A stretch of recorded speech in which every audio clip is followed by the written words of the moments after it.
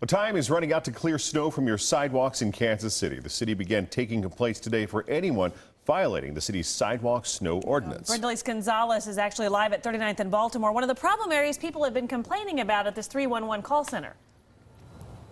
Right, Krista. So walking and finding a clear walkway really depends on whose property you're on. Right now, I've got a perfectly clear sidewalk, but just across the street, I'm ankle deep in snow.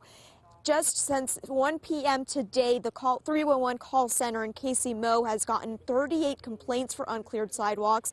The city started mailing out letters to the property owners, warning them to clear their sidewalks or pay a fine between $25 and $100. The warnings only come from the complaints, and there's a 2-day grace period where you won't be charged.